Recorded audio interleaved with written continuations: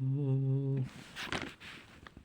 চন্দন গাছ দুরকম, শ্বেতচন্দন ও রক্তচন্দন। শ্বেতচন্দন গাছ ফ্যামিলি স্যান্টালেসি, চিরহরিৎ বৃক্ষ। এর বিজ্ঞানসম্মত নাম স্যান্থালাম অ্যালবাম।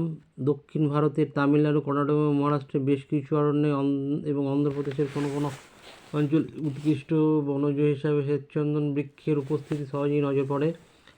চারা অবস্থায় একে লতা গাছ বলে ভ্রম হয়, কিন্তু বৃষ্টির সঙ্গে সঙ্গে এর কাণ্ড ক্রমশ মোটা ও শক্ত হতে থাকে। এইভাবে একসময় তা একটি বৃহৎ গুল্ম বা বৃক্ষের আকার ধারণ করে।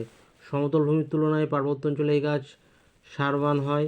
সাধারণত 40 থেকে 50 বছর আগে এতে যথেষ্ট সার হয় না এবং সেই জন্য বাণিজ্যিক প্রয়োজনীয়তা ব্যবহারের উপযোগী হয় না। এই গাছের ছাল বা বাকল পাতলা, বাকলের রং কালচে ধূসর, কাণ্ডের বহিরাবরণ অমসৃণ, খাড়া কাটা কাটা দাগযুক্ত, পত্রবিন্যাস অপোজিট, পাতা লম্বাটে ডিম্বাকার বা বল্লমাকার, 4 থেকে 7 সেন্টিমিটার লম্বা এবং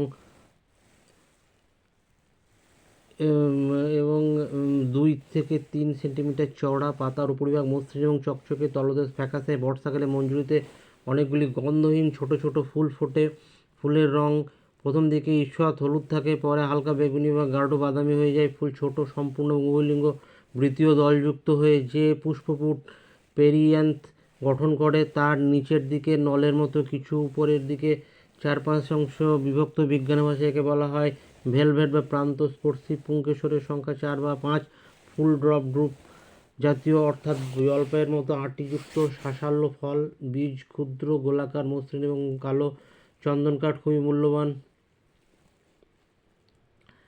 কাণ্ডের বাইরের দিকে প্রায় সাদা শ্বেতাভ ও হলুদ রসার অংশ এবং ভিতরের দিকে ঈষৎ হলুদ, পীতাভ বাদামি অথবা গাঢ় বাদামি রঙের সার অংশ। হার্টউড সহজেই নজরে প্রাচীন পরিণত বৃক্ষ থেকে প্রাপ্ত কাঠের সারাংশ বেশ শক্ত, তৈলপ্রধান এবং সুমিষ্ট গন্ধ যুক্ত হয়, তবে কাণ্ড অপেক্ষা মূলে সুগন্ধি তৈলের পরিমাণ বেশি থাকে। বাজারে বিক্রি করার আগে গাছের ছাল ছাড়িয়ে প্রায় 2 মাস মাটিতে পুঁতে রাখা হয়, এটাই রীতি।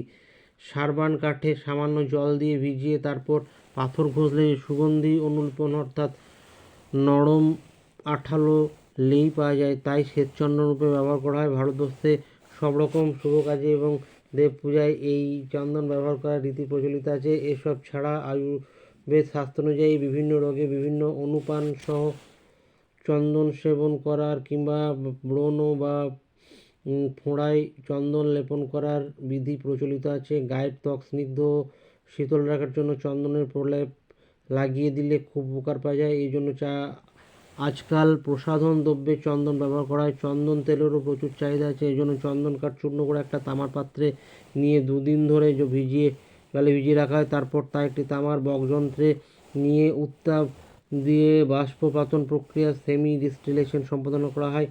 এর ফলে জল মিশ্রিত চন্দন তেল পাওয়া যায়। একে একটি পৃথককারী ফানেল সেপারেটিং ফানেল নিয়ে জল অপসারিত করে চন্দন তেল সংগ্রহ করা হয়। চন্দন তেল হালকা হলুদ রঙের, সান্দ্র তরল এবং তীব্র সুমিষ্ট গঠনযুক্ত হয়। এটি উৎকৃষ্ট সুগন্ধি পদার্থ হিসাবে এই তেল প্রধানত সাবান শিল্পে যেমন চন্দন সাবান প্রস্তুতি এবং প্রসাধন শিল্পে বহুল পরিমাণে ব্যবহৃত হয়।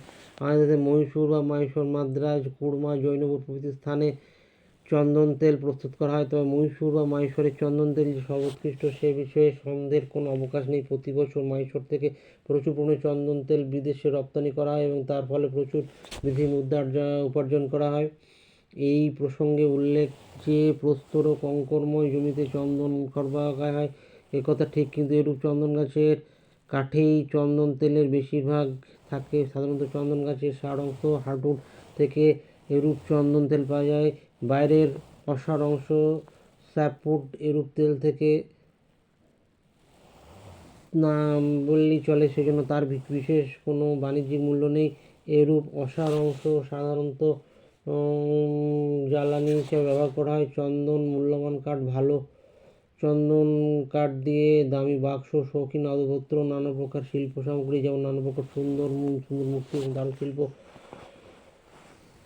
চিরুনি ভাঁজ করা যায়। এমন জাপানি পাখা সম্ভ্রান্ত মৃত ব্যক্তির জন্য কফিন বা শবাধার প্রভৃতি প্রস্তুত করা হয়। আর এরূপ কাঠের কারখানা থেকে যে চন্দনের কাঠের গুঁড়ো সডাস্ট পাওয়া যায় তা দিয়ে ধূপকাঠি বানিয়ে তা জ্বালালে চন্দনের সুমিষ্ট গন্ধে ঘর ভরে যায়। সেজন্য এরূপ ধূপকাঠির যথেষ্ট চাহিদা আছে। রক্তচন্দন, এটি লেগুমিনোসি গোত্রের এবং প্যাপিলিওনয়েড উপগোত্রের অন্তর্গত দ্বিবীজপত্রী বৃক্ষ। এর বর্তমান নাম টেরোকার্পাস ট্যানালানাস। এই গাছের শিকড় মাটির অনেক গভীরে প্রবেশ করে, তবে গাছের বৃদ্ধি অত্যন্ত ধীরগতিতে। এটি গ্রীষ্মমণ্ডলের বনভূমির অন্তর্গত গাছ। দক্ষিণ ভারতের অন্ধ্রপ্রদেশের এক বিস্তীর্ণ অঞ্চলে এবং কর্ণাটক ও তামিলনাড়ুর কোনো কোনো অঞ্চলে এই গাছ দেখা যায়। এছাড়া ফিলিপাইন্স, শ্রীলঙ্কা প্রভৃতি জায়গায় এই গাছ ভালো জন্মায়। ছোট ও মাঝারি আকারের পর্ণমোচী বৃক্ষ, উচ্চতা 10 থেকে 12 মিটার এবং গাছের বের প্রায় 2 মিটার পর্যন্ত হতে পারে।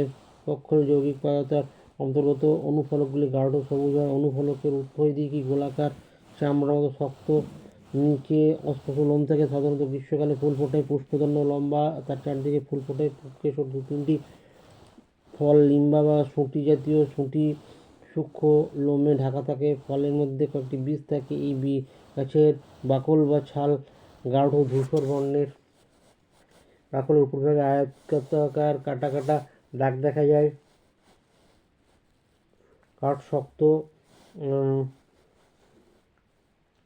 বাকলের উপরিভাগ শক্ত, বাইরের কাঠ শ্বেতাভ বাদামি কিন্তু রঞ্জক পদার্থ থাকায় ভিতরের কাঠ রক্ত বর্ণের হয়। এই কাঠ ভিজিয়ে তারপর পাথর গজলে লাল রঙের যে অনুলেপন বা নরম আঠালো লেই পাওয়া যায় তাকে রক্তচন্দন বলা হয়। রক্তচন্দন মাথা ধরা প্রদাহ নিবারণ করে এবং চর্মরোগ, জ্বর, ফোঁড়ার পক্ষে শান্তিকর।